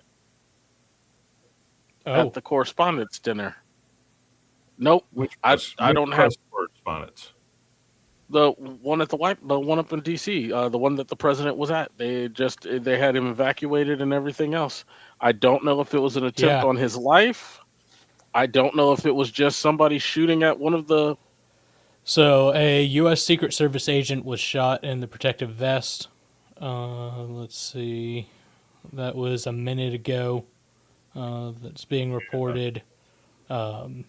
Hold on real quick. I got one that was, that's a watch live. We really can't do that because do not show anything from any news going on this right now because they're copyright strike happy. Yeah. I know. I'm just, that's why I'm just letting that's why I'm just kind of going the cliff notes of what I've got here. All I'm saying is there was a shooting that I don't have any detail. There was a shooting, and as of now, they have a suspect in custody. Whether it's the actual individual or not remains to be seen, but that's what's going on here. That is unfortunate. I'm gonna wait. We try to stay off of the politics. Considering this just happened right here, I'm going to say my simple little piece. Whether you like the person or not, this is never the way to go about anything. Anytime in any government something like this has happened, nothing good has ever followed. Case in point, a much loved president taken out of earlier before his time, JFK, and what happened? We ended up getting Johnson, and the Vietnam War continued. It didn't end. It escalated. Right now, we are in a conflict, whether you like it or not. Losing your leader at the time of being in a conflict never ends well. And I'm not talking in the sense of it would affect us and we would lose. No. Whoever would take over would have only one choice, and that is to ramp everything they're already doing up. Yes. I'm so sick of all this rhetoric crap. People who keep using the word dictator and fascist need to go visit a country or sit down and talk to many of the loving people that escaped from that shit that are here in this country and get some damn education. Are we in a great situation? No. Are we fucked up? Yes. Guess what, ladies and gentlemen? I'm about to be 47 years old. We've always been messed up and fucked up. We have never done it right. We are 200 years of a learning curve. Okay. And this is the best part about us. No, this is the best. This is the best part about us. We don't agree, but I do agree with this. There's no point in trying to. There's no point in using this kind of violence to try to change leadership. If you truly want change, if you truly want anything, we have one of the best systems on the planet. We have one of the best systems because we're allowed to choose who leads us. So, if you have a problem, vote. We are able to choose who leads us when both parties decide to hold primaries like they're supposed to. Look, the reason, if y'all want to blame why the orange man is here, is because the other side didn't let y'all pick a better pick than Drinky Slurry can't hold a conversation or Sniffy Pervy farts his depends. When they had many people in their pickings that would have been better than either fucking one of them. That's where it comes down to. That's my take on it. And when it comes to the rhetoric, I don't care if you're right. I don't care if you're left. fucking end it. It doesn't do anybody any goddamn good. All it does is fuel exactly what they want. All of us fighting each other and not turning the eye of Sauron where it should be all the time on what the fuck they're doing. Because if you follow history, the moment that we come together and we turn that eye, well, things get changed. You know, Walrus, you're kind of the younger one of us. I will literally say, in the time before you were born, okay, I remember growing up in a time where literally it may not have been perfect because it never has been perfect. Yes, were there racial shit going on? There always was. There always is, no matter how you change things. There are always people that are always going to be stuck in that mentality. But I will say this from my growing up experience. I had friends from all over the world, all over walks of life.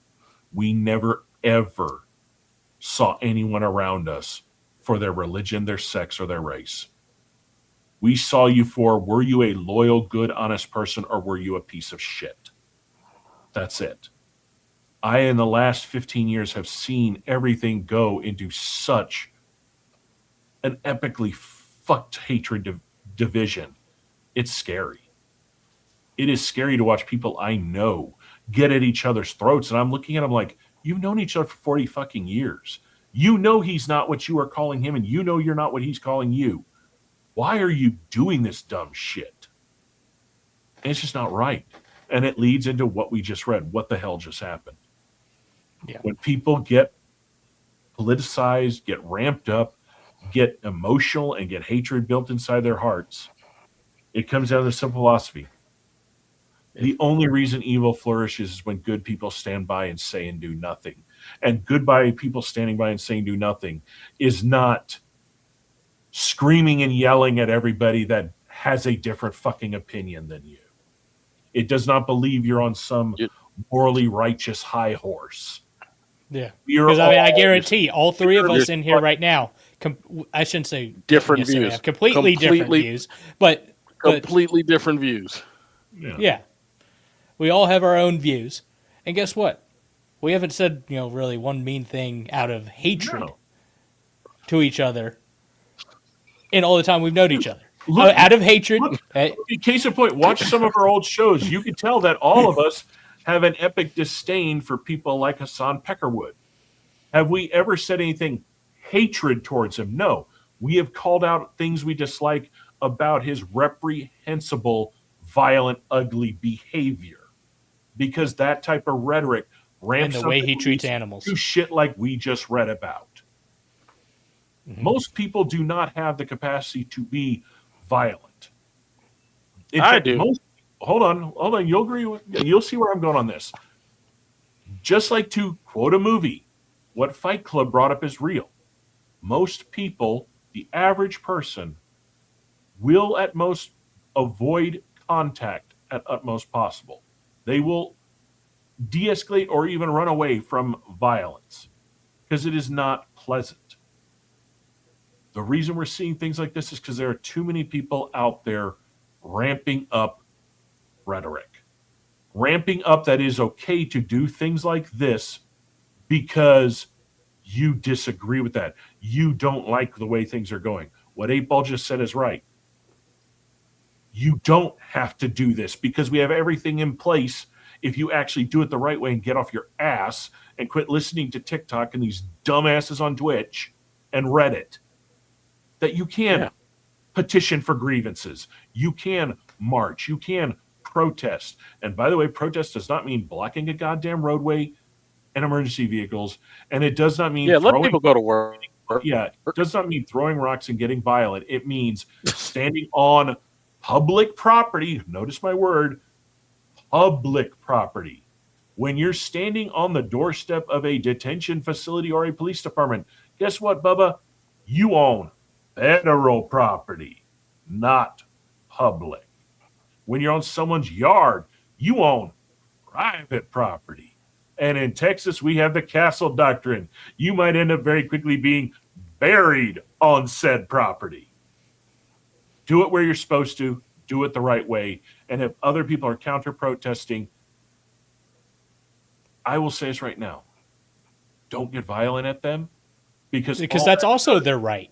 Well, not only is it their right, but I love how these people that think they're so morally right, superior, don't realize by attacking and saying something mean to those other protesters. Look at it this way: you have now, if you think they're so beneath you, you've now lowered yourself to their level by doing that. Be the better person. Hell, if you sat down and talked to them like human beings, you might actually change the opinion on some of these people. And not a lot of them, but some of them. And again,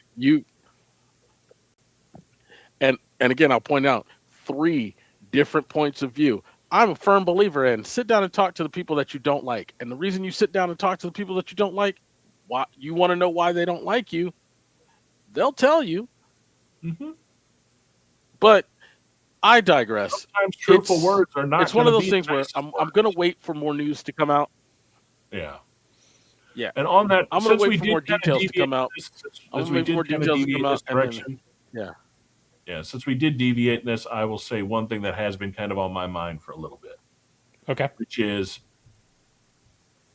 for all these people out there that have this grandiose dream, even though it's not a bad one, of having fully paid government health care, having fully paid government grocery stores, having all this stuff for free.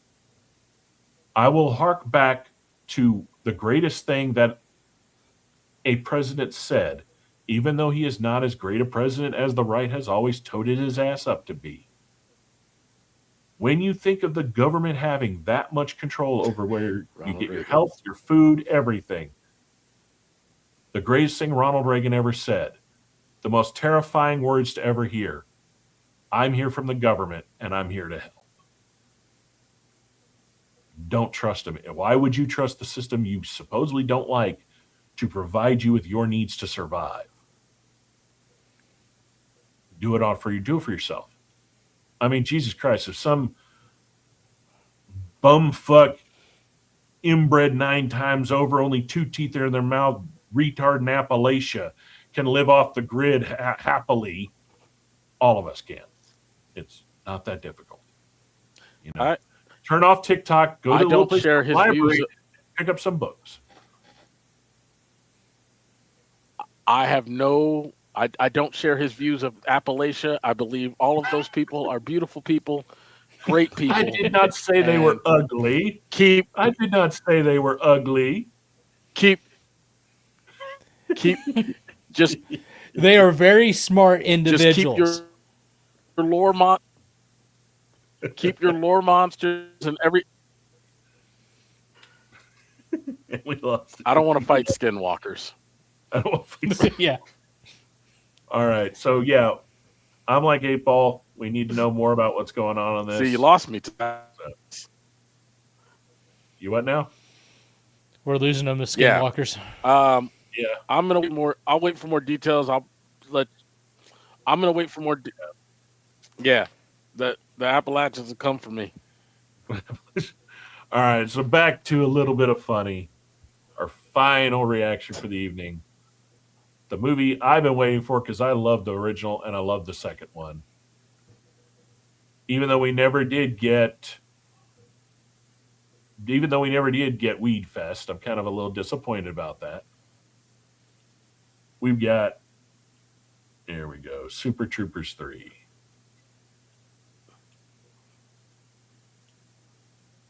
All units respond. They report to a high-speed chase.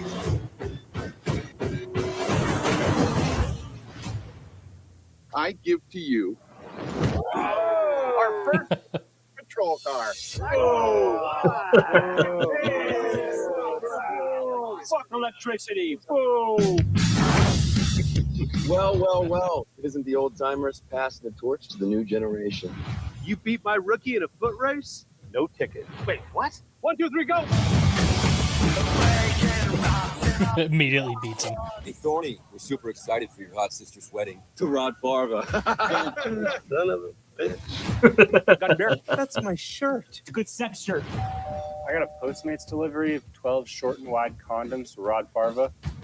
Only 12? I guess we'll have to do. Here I come, babe. Come get your cream, girl. I'm gonna stop this wedding. Mom, Dad, this is Barbara. Oh my God, babe, you clean up great. I wonder if they have any white tea here. Oh wait, that's me, Whitey. We do like racial humor. Who doesn't? Barbara, party, bum fights, Russian roulette, strip club. What the hell? Hello, boys. Pull up a cup chair. Turn it back, turn it back. Tokyo Drift, motherfucker! Nerd! Watch it, Barbara. Is it possible we're no longer the cool guys in our own story? Not a fucking chance.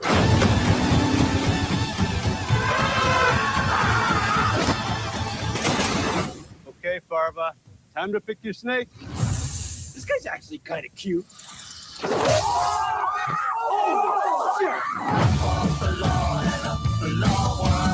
Since it's the neck, it's best to suck it out. Oh. Check it out. Barbara, that's my mom. Idiots. And clip that.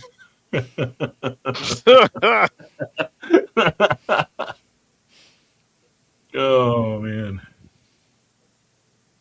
So since that's an August 7th release, okay, what do you say we get everybody together and do a dual birthday?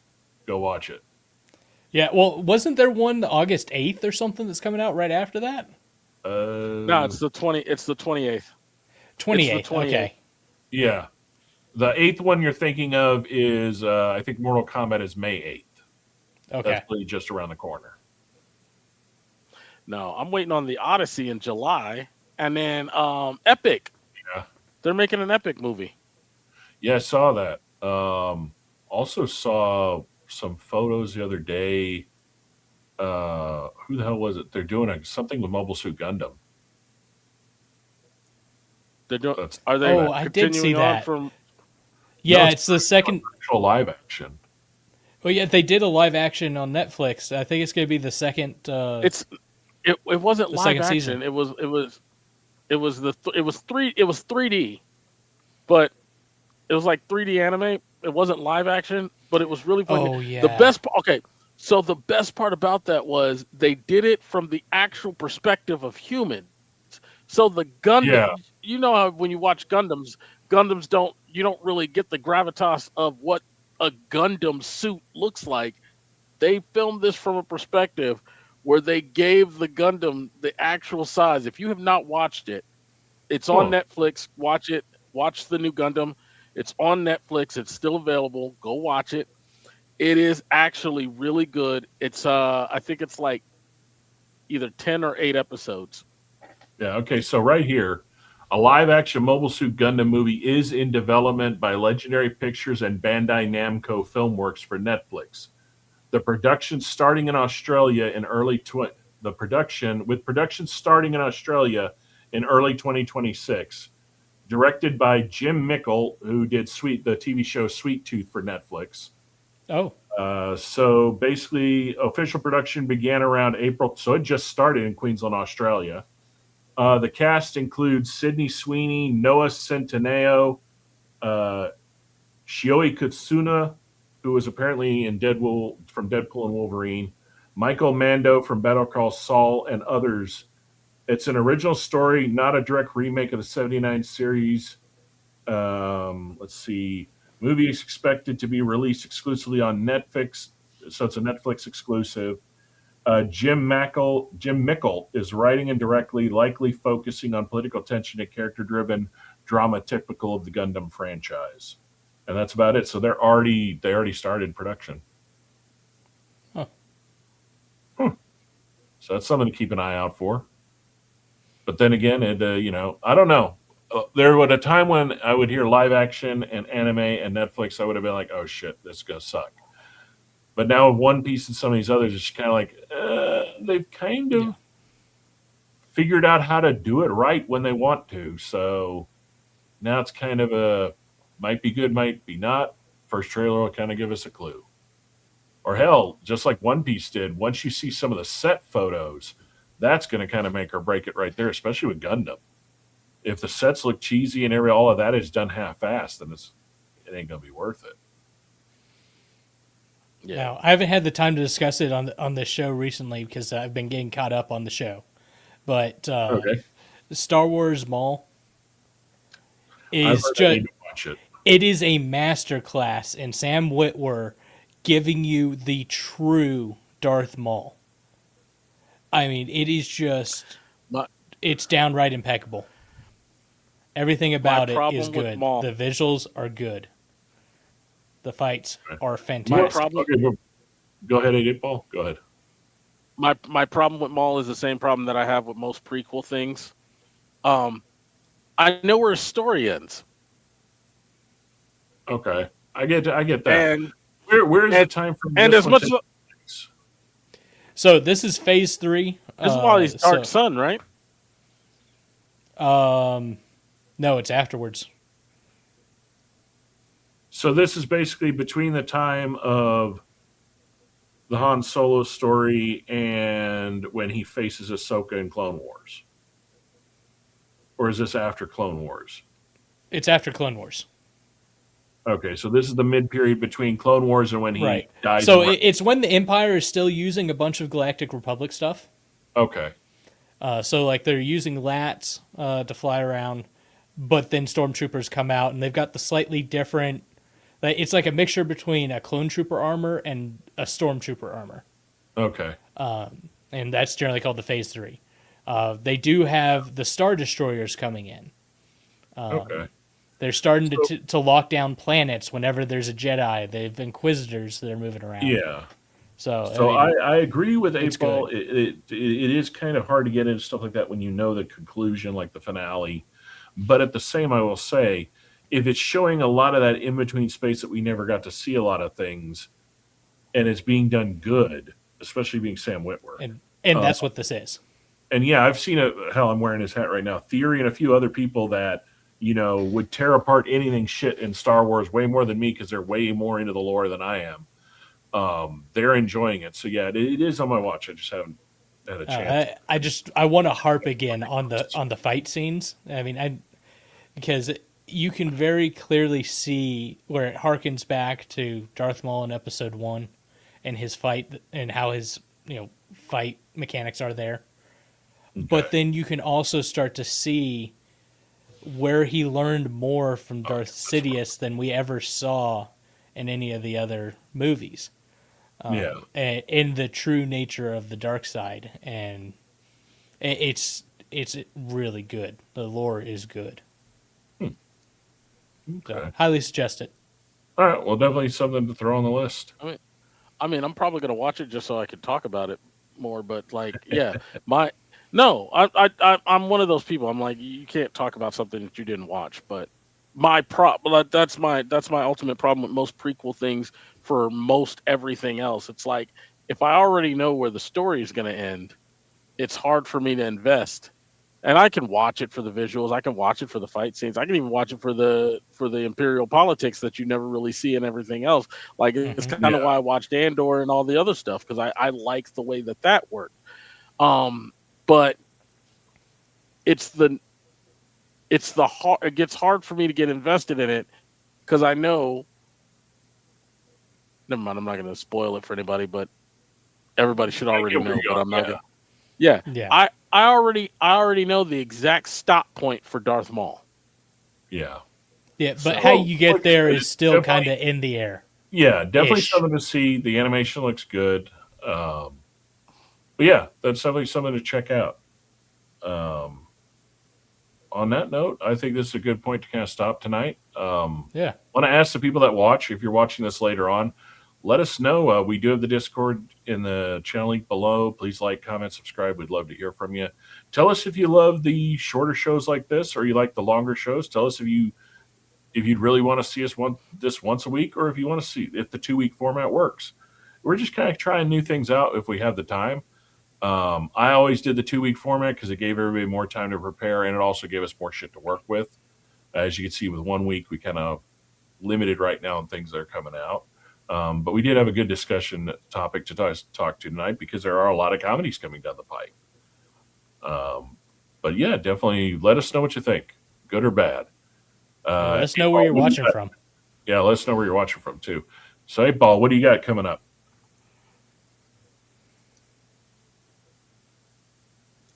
Nothing much. Probably gonna plan out some weekends at Texas Paintball for airsoft. I'm gonna be doing a lot more posts on my Instagram. So Dark Arts Airsoft. And his on Instagram is in the channel come say description. hi. My unofficial sponsor will definitely. My unofficial sponsor will be there. All right, Walrus, what do you got going on? As usual, just more barbecue, more smoking meats, and my hopeful sponsor, Snake River Farms. Please reach out. I want meat. And me, I've got usual work. I'm going to start doing some remodeling here in the room here, maybe change the position of where things are sitting. Kind of wanted this just to be for gaming and do work and everything on some other side. More work on the car. And basically keeping an eye out for anything interesting coming down the pipe. Coffee-wise, got some interesting things. Just waiting to see all the videos that dropped from the World of Coffee event from the Specialty Coffee Association. And that's about it. Hopefully maybe talking to some friends about getting this roasting thing going. Because I'd really love to do some live shows with that behind us and people can actually see how that shit's done. That'll be fun. Rather than just drink it, you can actually learn the work that actually goes into what makes a cup of joe that's actually good versus one that tastes like our rating system says, which is gas station decaf. Anyway, it's been a pleasure having you gentlemen again. Pleasure for all y'all watching. Glad y'all joined us. You will definitely see us. We will either keep the 2-week format or we'll go to once a week, but I will always post and keep you updated. Again, give us a like, comment, subscribe.